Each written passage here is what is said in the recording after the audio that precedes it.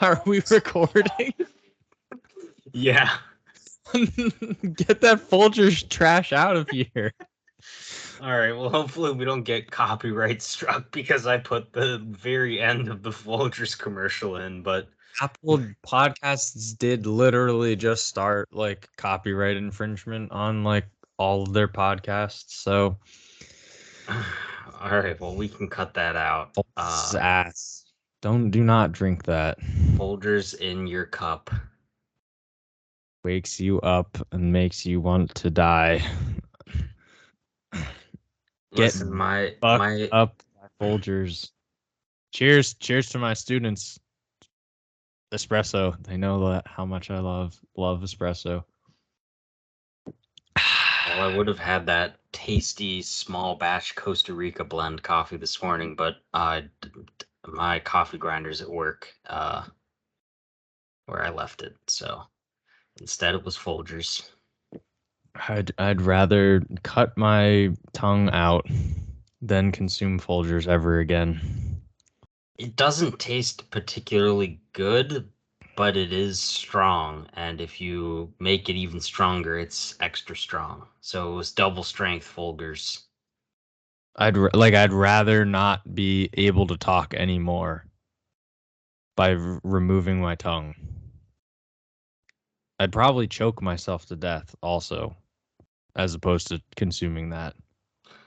That gives me an idea for a good short story film where a man like Odesu from Old Boy is forced to drink a coffee brand known as Floggers, but instead of drinking it, he cuts out his own tongue.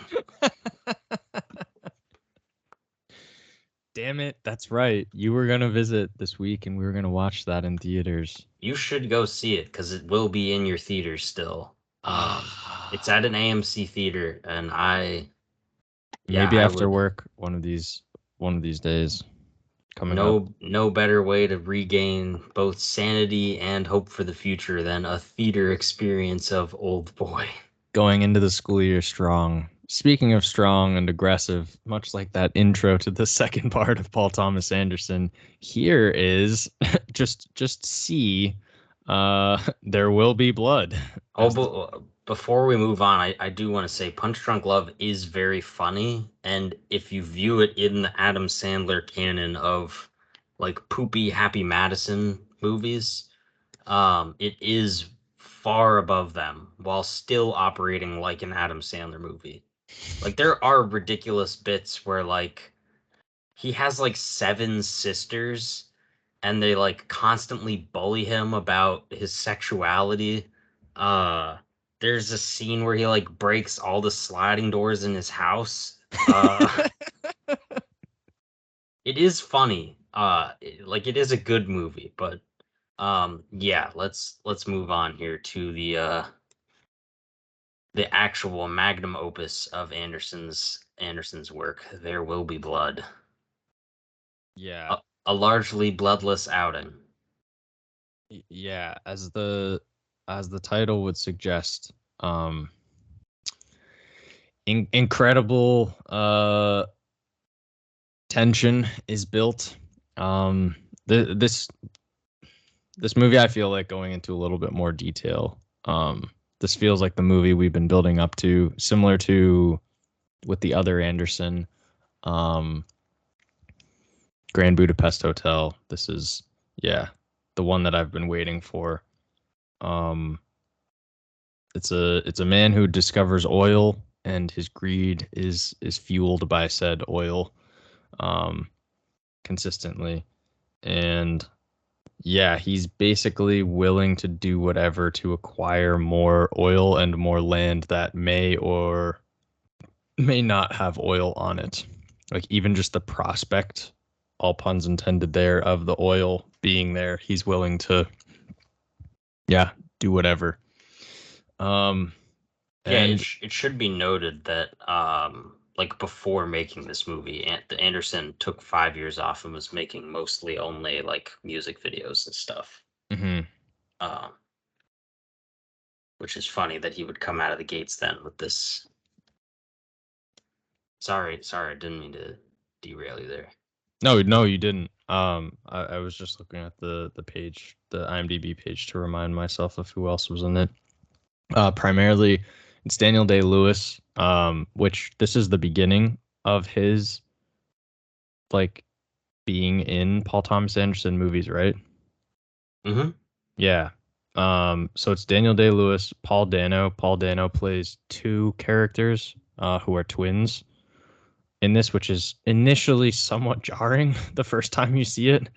Paul Sunday and Eli Sunday, very devout Christians. Eli. Yeah. Syrian Hines is also great in it as a supporting character. Mm-hmm. The kid actor is also really good, but I credit that more to Anderson's ability to capture the kid and direct him than the kid's performance. But he's still solid in it. There's a, a truly masterful scene in this, the one with the oil rig catching flame, which the use of sound and lack thereof is just like awesome in it. I actually show this clip in a creative writing class that I used to teach, um, trying to demonstrate to students like how they would storyboard a scene, like if they view a scene and then trying to storyboard it from the different angles and the movement of the camera as well, the movement of the characters. It's this scene is almost like Kurosawa in some ways because of like all the activity from the like ant like people running to the thing that's on fire, and then it ultimately crescendoing with his son becoming like death. Right. And then he is like left just like sitting there in the darkness, and his face is in light because of the flame, because the oil's on fire. And like, if you don't know anything about oil, you initially are like, oh my god, like the oil's burning up, but that's actually a good thing because they discovered oil, right? So he's actually like super amped because it means that they have essentially struck gold, struck oil. So yeah, he's like sitting in the darkness. His face is covered in darkness because of the oil and soot, and he's just like beyond happy, or more so, just filled with greed. Yeah, and the movie grapples between like greed, religion, like purpose, like what is our purpose on this earth, um, and Mm-hmm. people's different responses to that calling. Like what is our calling? What is your individual calling? And especially as an American, um, it really strikes a fine chord here with yeah the American dream and just stepping on other people to rise in power and success. Not really so much fame. I guess he does have like board seats on some of the towns, but he's more focused on the wealth aspect. Yeah, I mean Eli definitely is trying to get fame. I mean that's like Yes, the flip side between the Sundays and Plainfield or yeah, Plainview. Daniel Plainview's character is like how money corrupts them and how they use their money as a means for power. Where Daniel is just like completely well, actually, he's not unrepentant, but he's unrelenting in his quest for the power, and it, ultimately consumes him. Yes. Um, but I mean, there's that great scene where he beats Eli, like he drags him around. You I don't know mean if you towards the end? know. It's like maybe halfway through. I don't remember him beating Eli. I remember Eli beating Daniel, like in the church in front of all of the people. when he's like repenting. No, it's after the huge gas blowout oil thing. Oh, I guess that's right. And Because Eli's that's like asking him for money. That's like the one of the major yeah, turns for yeah. Daniel is he beats him because Eli is like, I want the money. Yeah, and then he basically goes to the church and that's when Eli um like castigates him in front of all of the people. Right. But yeah, I mean, ultimately, it destroys his relationship, Daniel's relationship with his son, um, and Eli and Paul's relationship is also destroyed because of their primarily because of Eli's greed and general sinful nature. Yes. His Eli's ability to like mental gymnastics his way between using I mean he basically uses the platform that he has as a preacher or a pastor, whatever title you want to give him, and then like he uses it as like an ego trip to like try to cut down Daniel Plainview, um, which then results in just both of their egos just going to battle throughout the rest of the movie in some ways. Even though they don't really like war with each other the rest of the movie. It's like Plainview is doing sort of like his own thing, and then it obviously the ending, um, which I don't really want to ruin for people, but Yeah, this is one of the greatest ending scenes of any movie ever. yeah, because it goes, uh, yeah, it goes all in. And I took that straw all the way here into your milkshake. And I drink your milkshake, Eli. I drink it up. Yeah, it's oh my god. Yeah, endlessly quotable that ending scene. Hard to replicate. Yeah, I mean Daniel Day-Lewis has put in quite a number of iconic performances, but I don't think any will ever be as iconic as this one. Uh, just the intensity, the depravity, and then the depression that he basically suffers from and his turn to alcoholism after like killing that one guy Henry. And I mean by the end of the movie he is just like a crazed loner alcoholic Yeah, whose his money can't buy him happiness. pretty sure his son like comes to him. Uh, I don't remember if he's asking for money or if he basically just comes to him and is just like, "You're a monster." Like I don't remember what he says. Yeah, he comes to him and he asks if they can't like shut down Daniel's company so that the son can start doing his own drilling in like Mexico or something. Hmm. And Daniel says no and is like, "You're a bastard, man." And then like like he basically is just like denounces him and says like, "You're not even my child." And Yeah, HW is like, "Well, I'm glad we're not related," and leaves. yeah. Which is the ultimate catalyst for the actual ending where Daniel is just alone. Hmm. Yeah, so fun story about that scene behind you there. So Yeah. We did this cover movie this in the other episode, but it's always it's worth worth recounting. repeating. Yeah, the infamy of There Will Be Blood and No Country for Old Men being shot the same year at the same time, coming out at the same time, competing for all the same war, both being instant classics, instant masterpieces.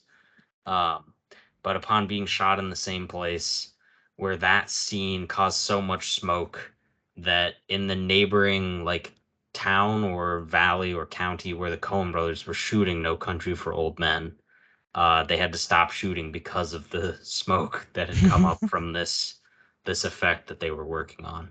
Yeah, like Uh, how close were they shot? Like within 20 miles? 10 yeah, miles like towns next to each other in within Texas? within Texas. Yeah. Yeah. That's wild. For how big the state of Texas is, they're just like on top of each other.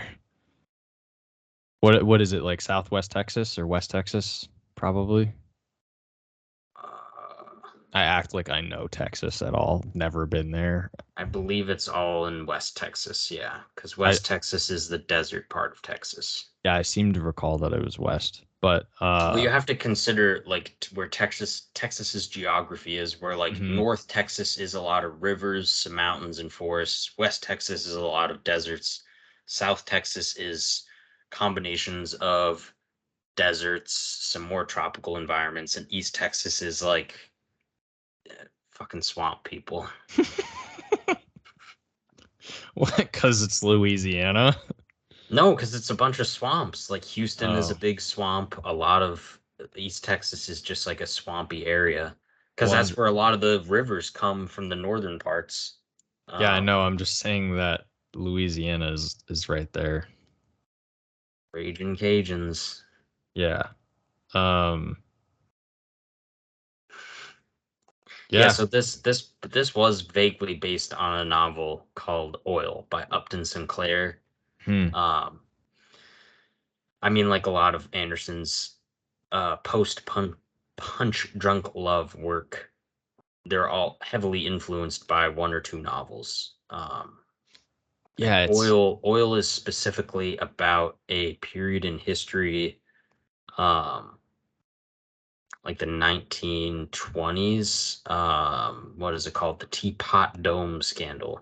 I don't know if you're familiar with that at all. no.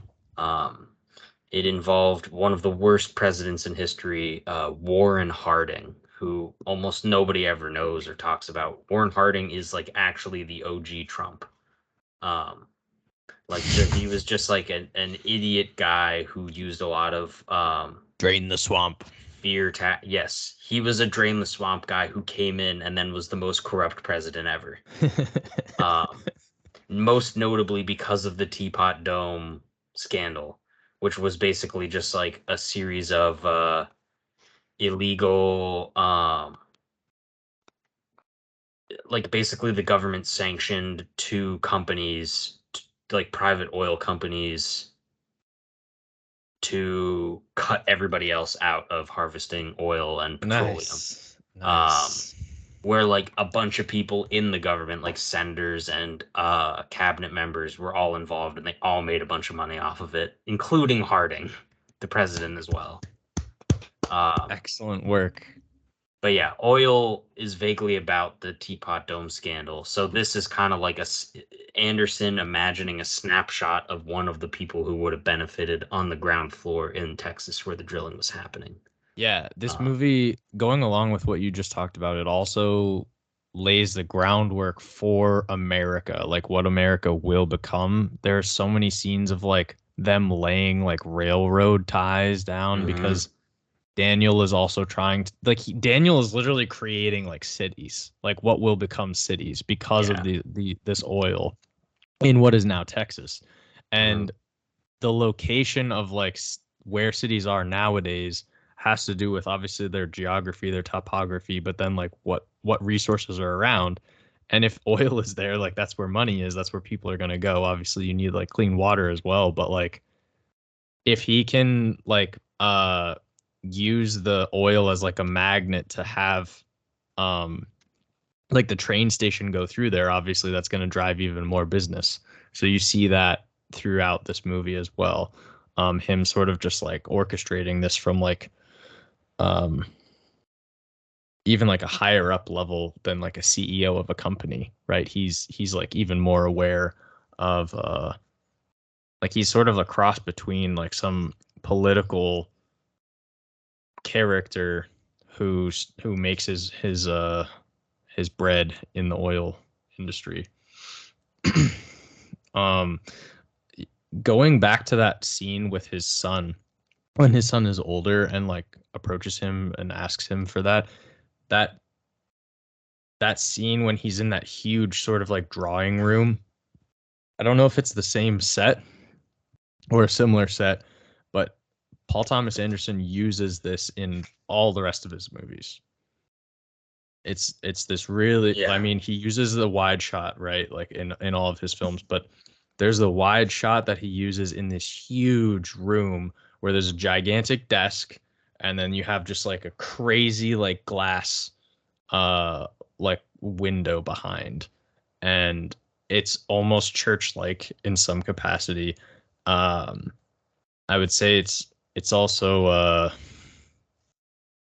not quite Kubrickian, but um, more like Hitchcock in some ways. The shot choice Hmm. itself is not Hitchcock, but the scene arrangement very much is the way your eye is drawn to it. But there's always a scene of that in like his movies that come after this, where there's a huge drawing room and there's one singular character who either needs to talk with the protagonist or they are the protagonist, and they usually refuse um, whatever the request is. Actually, given that like I just saw The Master recently, there was a shot that was almost the exact same in that movie, and it's a very similar situation.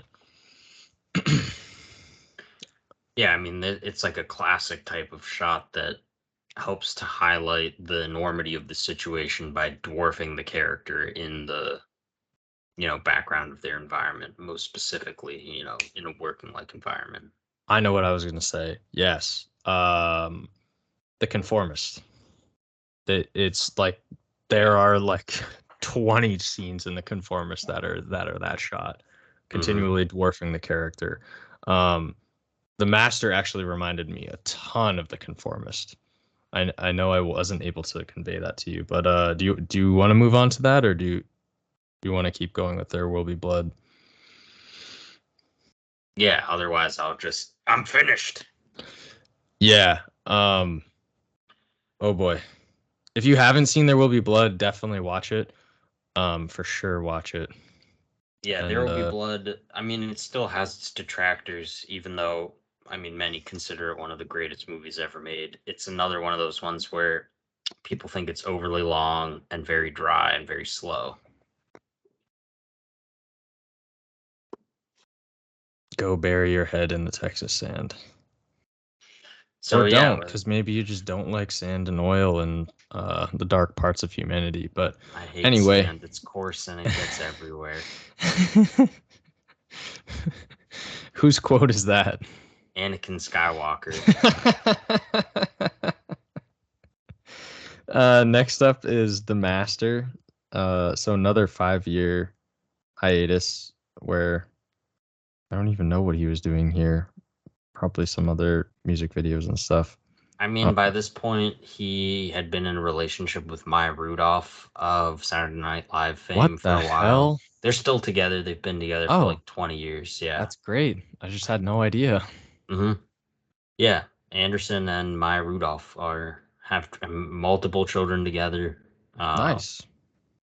Before that, I guess it's worth noting, Anderson was with Fiona Apple like in the 90s. I don't know if you're familiar with Fiona Apple's music at all. She's got some pretty interesting music. Um, but he directed a number of her music videos. Um, You did mention that before. to my knowledge, he wasn't really doing a lot of work It doesn't look like it. between those movies. I don't think he made any short films. I actually don't even think he made any um, He made a short music film, videos. Paul Thomas Anderson, production assistant. Anyway, The Master came out in 2012, um, starring Joaquin Phoenix, Philip Seymour Hoffman, Amy Adams, Jesse Hmm. Plemons, among others. His friend Joanna Newsom, Yeah. Um, a this similar-ish artist to Fiona Apple. I Good ones. really never thought of Joaquin Phoenix looking similar to Daniel Day-Lewis until I saw this movie. Just like Mm. the lines in their face and the way that he shot them and the coloration of the movie made me think of like it was reminiscent of him in There Will Be Blood. Like if you just popped a hat on top of him, um, in some ways. And I either forgot or I just like had no clue, but I would say like a quarter of the way in, I was like, wait, what the hell? This is just L. Ron Hubbard and his schemes. Like I just like was completely unaware of that plot. Um, yeah. Uh, the opening of this movie is amazing, like absolutely incredible. I really liked it a lot. But yeah, the basic premise is it's a naval veteran who clearly dealt with some shit, and he concocts his own drinks, which are not entirely made of alcohol. They also may include oil and other fun poisons to the body. Which, to be clear, I can't hear you. He's definitely drinking jet fuel at the beginning of the movie. That's what I He thought. mixes Based like oil, like jet fuel and booze and paint thinner. Which, to be clear, alcohol is you could say a poison, but it is different than jet fuel. It was a And really common thing that sailors were doing in the early 20th century. They would drink a lot of stuff like paint thinner and different fuels. yeah, paint thinner, that's what it was. It's But like the yeah, same as the lighthouse when they're just drinking that like paint shit because they're just bored and ran out of booze. right, right. Um, yeah, I really enjoyed this movie. It didn't quite feel complete, I would say. After like a few days, um, I would say it just didn't quite feel complete. Um, which is probably a gripe that a lot of people have with it. Um, it didn't jump off a cliff at the end. It just didn't. It didn't feel like he had enough in mind towards the end. Hmm. I'm not really sure how else to explain that.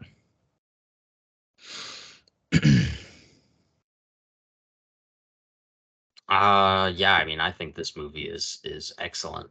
Um, really, really wonderfully shot. Um, excellent acting from Phoenix, Hoffman, Amy Adams. Um, there's a pretty strong cast of background characters, but primarily the movie is about the both power dynamic and homoerotic relationship between Hoffman and Phoenix's characters. Yes. Where Hoffman is both a mentor and a fatherly figure, and clearly sexually interested in Phoenix, um, which becomes a big part of the movie. Is like Phoenix's inability to, like, ironically process those feelings. Um, Even though that like opening scene where Hoffman's questioning him, they literally call it processing, Yeah. where he's trying to get him to process those feelings.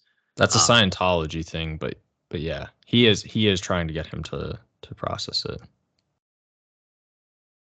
yeah, but I'm saying the processing has two meanings in this case, arguably three because of the Scientology angle.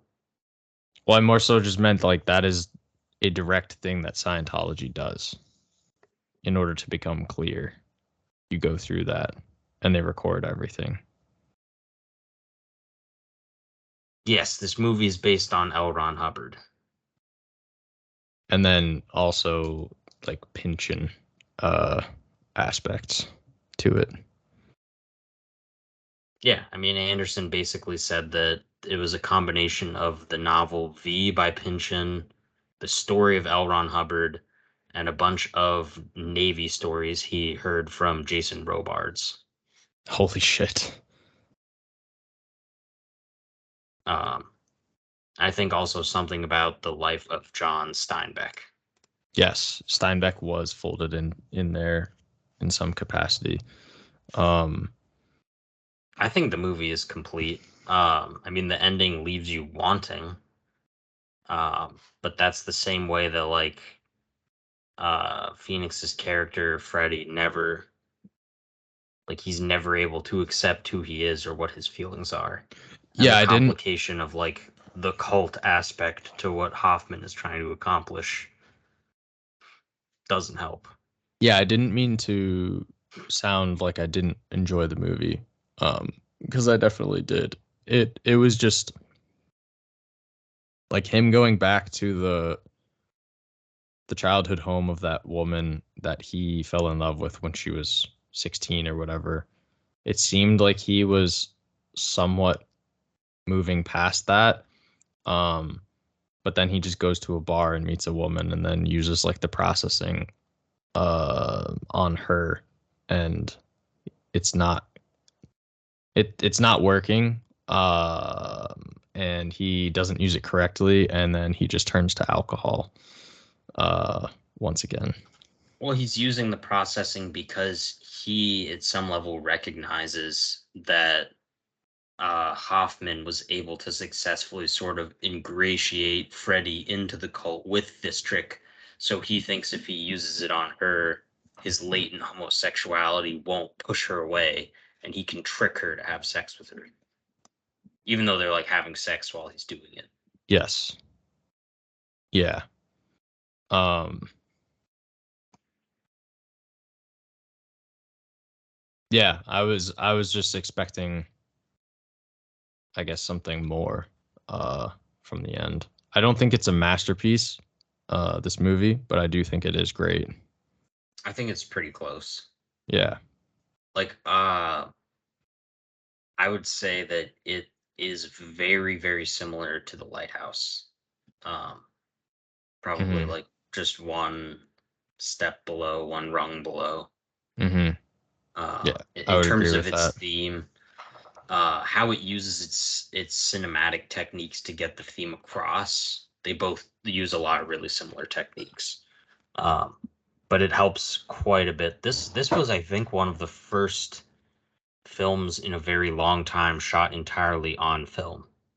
Okay. Um, Shot and released entirely on 70 millimeter film or 65 millimeter. And I think it was released in 70 millimeter. You can definitely tell that from Yeah. watching it.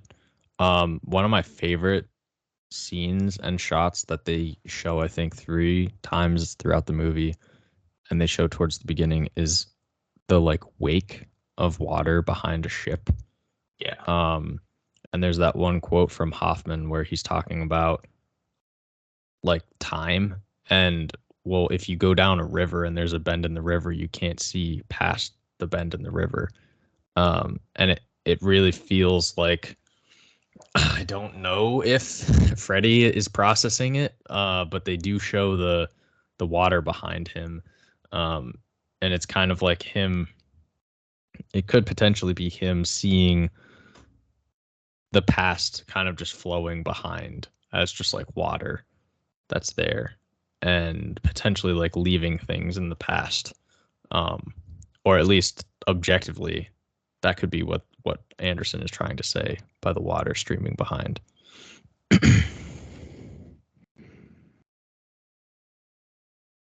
I just don't really know why else he would show that, but obviously you could attach many different meanings to that.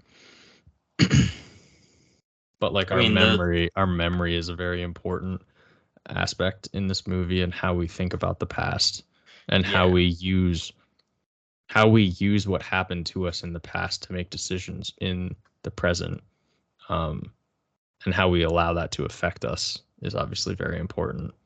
Yes. It amplifies a lot of what Freddy is going through, though, because his association with water is his traumatic past serving in World War II. Hmm. So being on these ships and having horrific things happen. So he's constantly being reminded of those. And I think that's like basically that's what the water represented to me is his trauma and Yeah. how he's like trying to run away from it. So he can't process his trauma, which gets in the way of him processing whatever, the fact that he might be gay or the fact that he can't like not have nightmares about the war. I mean, I think it all works together really well. Um, Yeah, I think, I mean, it is obviously called The Master, and Philip Seymour Hoffman's character is like called the master in this, but I think in large part the movie's getting at how to be like a master of yourself and dealing with past traumas and not giving into those inclinations, or like picked up coping mechanisms along the way, such as drinking alcohol or drinking paint thinner,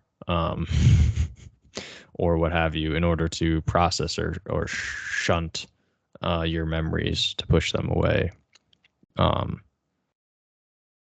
Yeah, but also being cognizant of who you're placing your trust in and if they're manipulating you, which is obviously like it's very clear to the audience that Freddy is being manipulated and played by this cult leader.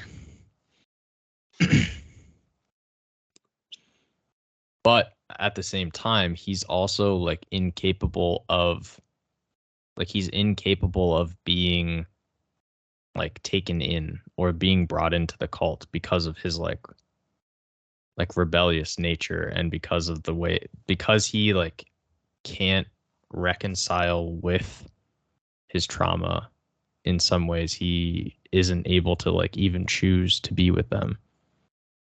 Like there's definitely a schism between them, because in that scene that I was talking about in the huge drawing room, right, where Philip Seymour Hoffman is giving him that choice, he basically like can't choose to be there.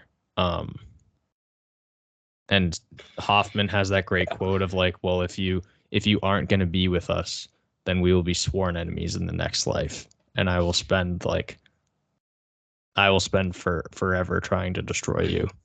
And like Freddy just like kind of smiles and is like, yeah, that's me, man. Like he has such oppositional defiance to authority. But then also craves it. Craves being told what to do. Yeah, it's a wild ride, a wild movie. And everything is accentuated really well by the Johnny Greenwood score. Yes. So it should be noted, Johnny Greenwood did the score for There Will Be Blood as well, and would do it then for the rest of Anderson's movies. Johnny Greenwood, of course, member of Radiohead. I did not know that. Yeah, Johnny Greenwood is the guitarist and keyboardist for Radiohead. Gotcha. I can just hear David just like, just the fact that I didn't know that Johnny Greenwood was the guitarist and keyboardist for them. Yeah, he's now a very accomplished film score composer. He won an Oscar a few years ago.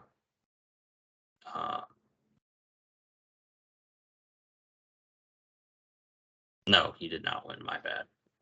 Okay. He's been nominated for a few Oscars, but just fucking Academy doesn't like Radiohead, I guess. This movie is hear me out on this. This movie is an intellectual inverse Forrest Gump.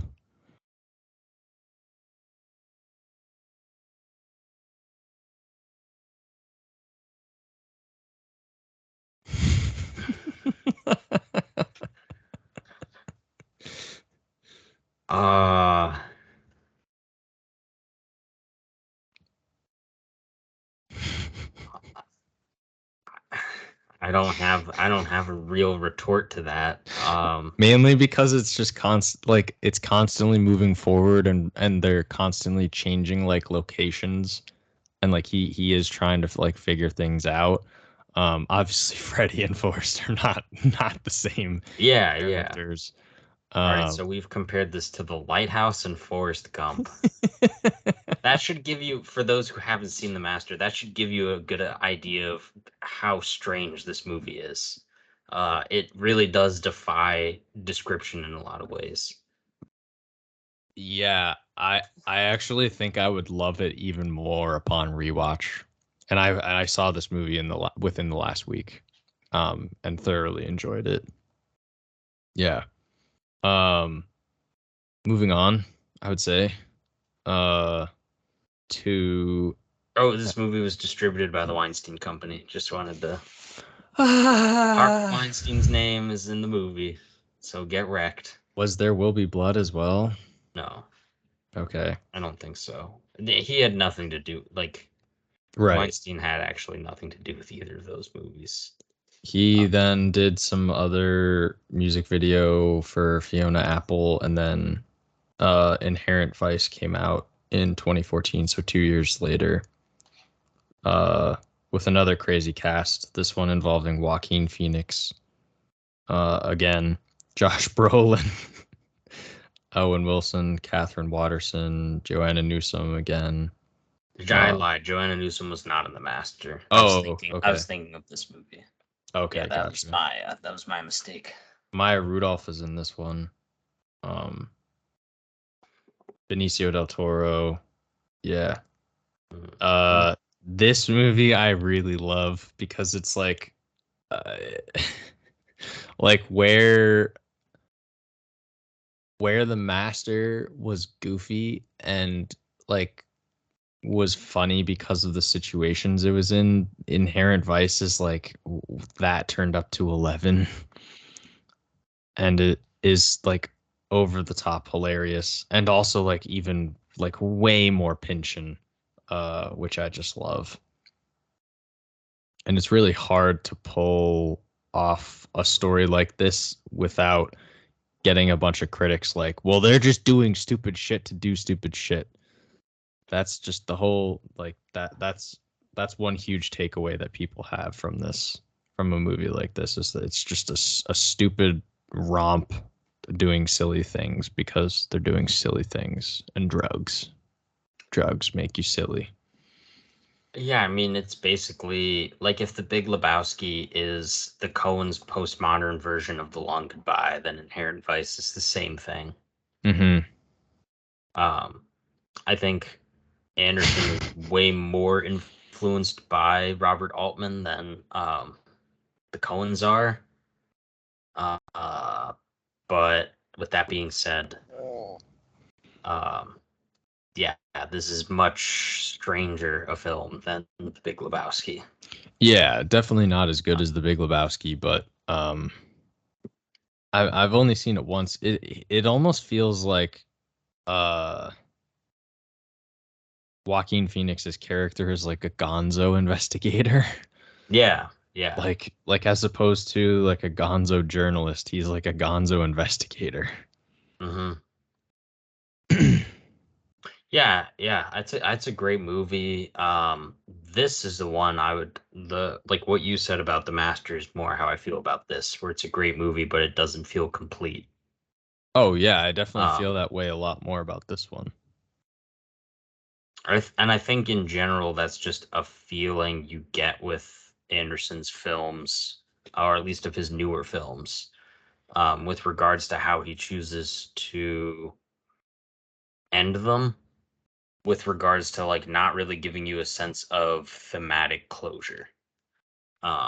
Where the flaws of the characters are not changed or completely addressed. And that gives you a sort of sense of foreboding upon the end. This one's weirder though, because this is just directly like a mystery, um, like a noir mystery, but a comedy a la The Big Lebowski, Yeah. which is definitely the easiest movie to compare to, other than something like The Long Goodbye.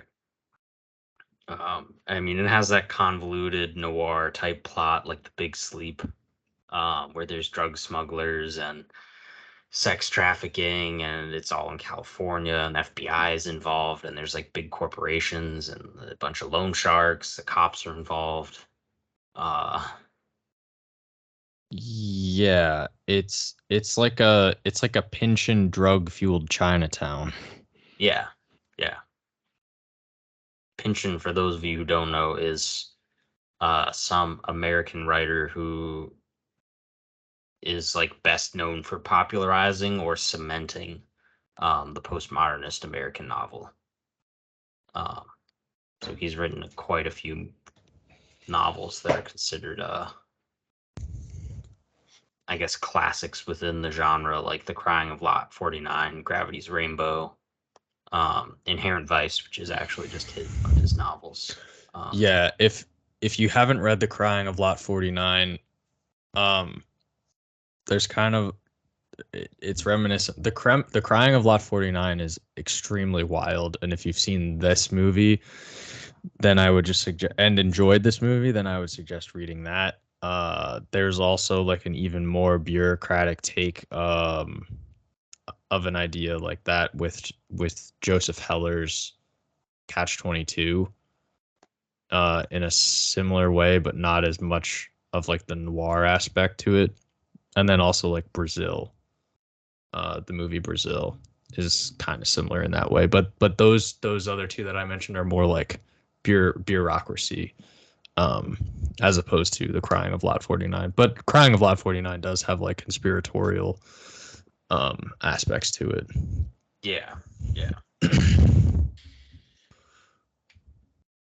Yeah, I don't know. I don't have a whole lot to say about Inherent Vice. It is funny, it's entertaining, like the plot works. It's definitely well structured and everything. Like the direction I think works. Um It's it definitely just worse than The never Master. yeah, Like it's just strictly no worse. more than the sum of its parts. Like it doesn't Yeah. feel like it has much to say beyond just being like kind of a stoner noir movie. Um Yes. which like normally is fine because it's still very high quality craftsmanship on Anderson's end as a director and a writer, um, and a producer. I mean, it has the same cinematographer, editor, and music, Johnny Greenwood again. Same cinematographer as his last few films, Robert Elswit. Uh, so it feels like his other movies. It just feels like a weird step to take for a director who basically can do whatever he wants to be like, fuck it, I'll just make some stupid noir mystery that's as goofy and Joaquin Phoenix is high the whole time. Yeah, it's a similar vibe to The Beach Bum before The Beach Bum. The more that I think about it, Okay, I was yeah. trying to figure out what The Beach Bum reminded me of, and it's this. Yeah, Yeah, I like think for years been trying to figure that out. Forgot about Inherent Vice.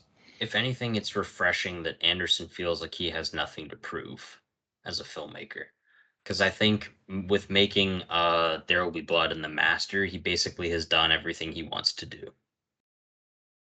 Like I think he's accomplished everything he set out to 30 some years ago.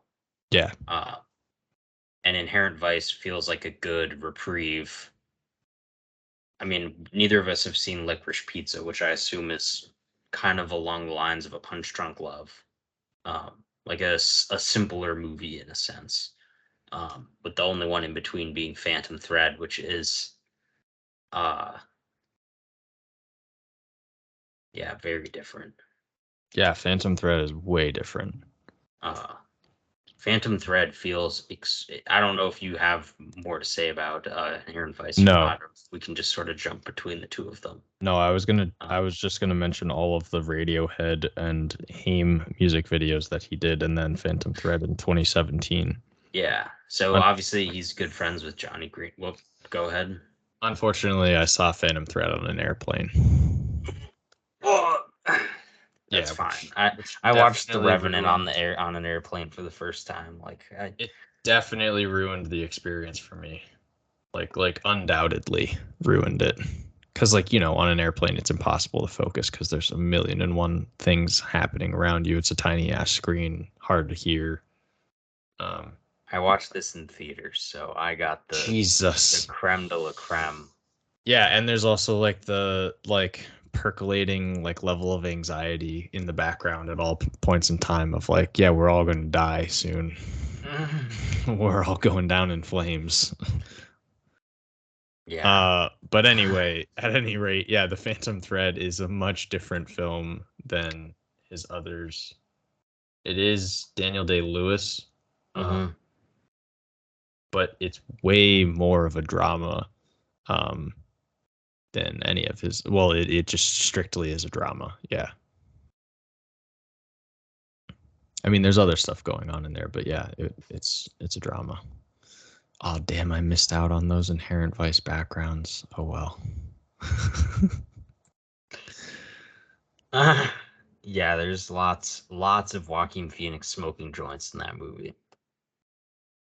Um, yeah, the plot in this movie is very straightforward. Daniel Day-Lewis plays a high-end dressmaker named Reynolds Woodcock, who is an extremely precise and detail-oriented man who makes only the finest dresses. Um, this movie is obviously very metatextual, with regards, I think, to Anderson's view of himself as a filmmaker. Um, Could but the you define metatextual? Like using the images and the like the visual nature of it to display, like it's used as a metaphor for who he is and what he wants to do. Yeah, for his own view as himself as an artist. Okay. That's how I would describe it. Metatextual has an actual definition, like I it mean, has that's what I a assumed. That's what I assumed you meant by it, but just to be uh, clear. so metatextuality is a form of intertextual discourse in which a text makes critical commentary on itself or on another text. So it's not quite Yeah, so the he's correct being word, but yeah, but it's metatextual.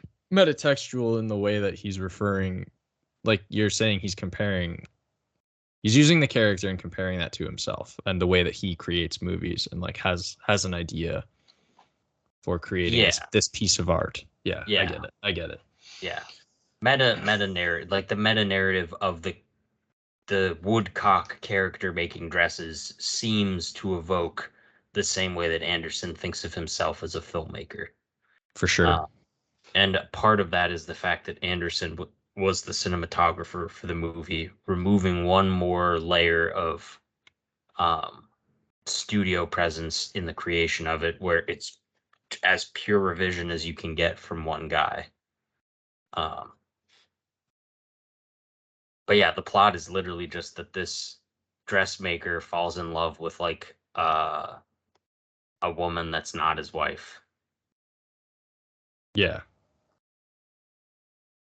And then he gets into like a weird sex thing where his this woman like kind of poisons him, Oh yeah, I which forgot turns about him that. on. I forgot about that. And that's like the end of the movie is just like that he falls in love with this woman who maybe will poison him a lot. Yeah, he's like, well, this lady is able to stand up to me by poisoning me, but not to the point where I'll die, but maybe someday she'll have the balls to poison me and I'll die. Yeah, basically she makes him sick, which makes him love her more. Which feels like another reference to like Anderson's process of making movies makes him sick, but he loves that it's hard work that makes him like that could just be me reading into it too much, but Right. uh, I feel like you make a movie like Phantom Thread, which is extraordinarily dry and devoid of a lot of like action or sort of deep levels of drama beyond just like a love triangle. I think you make a movie like this when you're pushing your technical limits to the capacity, um, because you feel like you've told the stories that you already want to tell.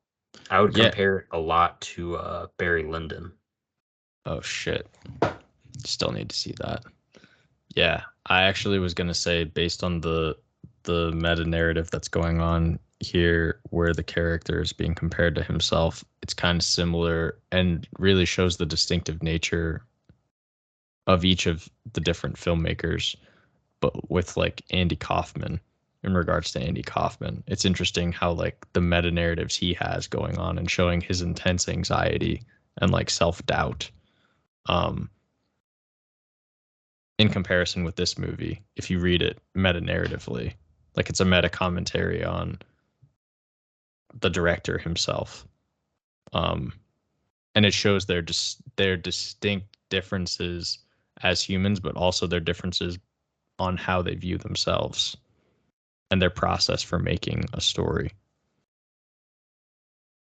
I was just thinking about how like meta Andy Kaufman. Charlie Kaufman. God damn it. Yeah, Charlie Kaufman. Sorry, Charlie Andy Kaufman. Kaufman is I that know, I know. crazy. Don't no no Charlie Kaufman. We can't go down that road. Charlie Kaufman. That's who I'm Jim talking Carrey about. played him in a No, movie no, no, once. stop. Duct tape your mouth shut. No. No, no, no, no, no. The rocking back and forth. Just Yeah, compulsively Charlie listing out everything Andy Kaufman ever did. Charlie Kaufman. Yeah. See Synecdoche, New York adaptation. I'm thinking Hmm. of Ending Things. All Yeah. show how he views himself and also his like own process for making sense of the world through his art. Yeah. But this one definitely is more, as you said, it's more of a, I guess you could call it dry, because obviously there's like no action. There's not like some crescendoing, violent piece to it, which is way different. Um, No, there's like a straight up 45 minutes of this movie is just footage of Daniel Day-Lewis making dresses with no other context needed. It's just like really immaculately well shot, well lit, edited Daniel Day-Lewis stitching shit together. Which, to be clear, like if you love cinema, like is very satisfying to watch because the editing is amazing. The shot choice is awesome, and then obviously Daniel Day-Lewis like measuring out and like putting like thread through is really like satisfying.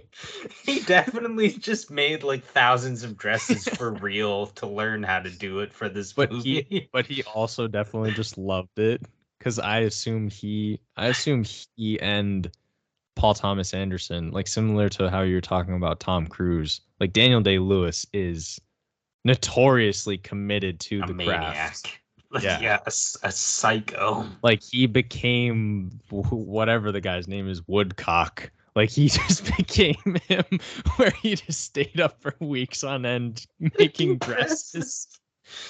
I'm laughing because one of his like breakthrough movies is the one where he's in the wheelchair. It's called My Left Foot, and he just like wouldn't get out of the wheelchair. So he forced people to just wheel him around the whole time. He's like the biggest asshole ever. Yes. Also, Tom Cruise is a not a nice man as well, purportedly. Well, Daniel Day-Lewis is an asshole when he's working. When he's not working, I've Right. heard nothing but like people are like, yeah, he's just like a quiet guy who likes like cobbling shoes. Like Yeah, that's I'm pretty sure he's retired too. he Like is. Daniel Day-Lewis is done. I'm pretty Yeah. sure he retired to literally be a cobbler. Like I'm pretty sure he just makes shoes now. The butcher now I cobbles shoes. I may have made that up, but I am like pretty sure that's what he's doing. So yeah, between the Phantom Thread and Licorice Pizza, he did a bunch of music videos for Haim. He did a short called Anima. That's for Radiohead. Or Right. I Or think it might just be I for think that's just Tom for York, but Tom York, yeah. Yeah. I've seen Anima. It's good. Yeah, it's just Tom York. And then Licorice Pizza came out in 2021, his most recent one, which Which I just haven't seen. Benny Safdie's in it? What? yeah, he's one of the main characters. Oh my god. Yeah, Benny Safdie has like very, very quietly, at least for some, been putting together a good Oh, why did they do this? do what? Cooper Hoffman and then Bradley Cooper. Just Bradley Cooper Hoffman's in the movie. Like Well, on the poster, it's just Cooper Hoffman, Bradley Cooper. Pat, you know why. You've seen Inherent Vice. You know why he did it. Well, Cooper Hoffman is in it because obviously Philip Seymour Hoffman tragically killed himself with drugs. Oh, I didn't realize Uh, that he was okay. I didn't realize yeah, that was that's his son. yeah. So the two reasons I didn't see this movie yet. One, um, I don't think Alana Haim and Cooper Hoffman are good at acting.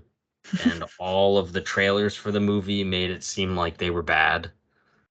I don't really care about like another rom-com dramedy even by a filmmaker as incredible as Anderson. So just nothing drew me to the movie. I don't know. I'm sure it's still great. I'm sure, but just nothing could get me to do it. Uh, I'll watch it Yeah, eventually, but it's there are just there was just nothing about it that felt immediate. there are also a bunch of movies like After Sun that I still need to watch. Um, as well as the movies that we keep mentioning on here that I haven't seen, such as Barry fucking Lyndon. So, yeah, Barry Lyndon will haunt your dreams. I will watch, to be clear, I will watch that before I will watch Licorice Pizza because I am certain I will like that more and will get a lot more out of it as opposed to watching Licorice Pizza, which is essentially what you said. Like, I just think I'll get a lot more out of watching a movie like that. But, um, but yeah, It's I got mean, Sean Penn. I saw that. Remember Sean Penn from Melk? I Remember assume Melk? I'm just gonna pretend like I can't hear you. I assume that this movie is like a better version of, although it doesn't seem to have as many characters. What's that movie with Matthew McConaughey and the Richard Linklater bullshit? What's that one? Oh, It'd be a lot Dazed and cooler if you Confused. did. Yeah. This movie feels like a newer version of that. Oh, I didn't get that impression. I don't Could think be. this is supposed to be completely a hangout movie. Like I think there is actually a plot. Whereas Richard Linklater just ignores plot. Like he just doesn't believe plot exists. You can do that if you're like good at what you're doing. Richard Linklater is he's a home run or a strikeout kind of guy. Like what's he I really liked this will be a total tangent and maybe we should do an episode about Mr. Linklater. Um what the fuck is it called? Everybody Wants Some is just a much better version of Dazed and Confused, which is like a newer movie by him. But yeah, he's got a movie coming out this year,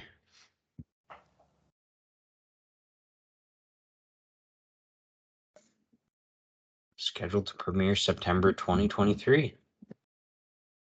It's called Hitman. Wait, what? So there's Hitman. there's Hitman coming out, there's The Hmm. Killer coming out, Hmm. and Killers of the Flower Moon, Hmm. and then some other bullshit. Probably another Spielberg movie called I pooped my CGI. We're gonna have to wrap this one up. Yeah. Yeah. So yeah, that's mostly everything by Paul Thomas Anderson. Um, Yeah, we filled in the gaps from each of the movies that we hadn't seen at least, and then still need to watch Licorice Pizza, but that's okay. we'll add that in at some point. We'll do a review of it if it's good. If it's not, then we'll casually just bring up that we were disappointed. Who knows? At the end of some other episode in the future. That's all, folks. Adios. Hasta la vista.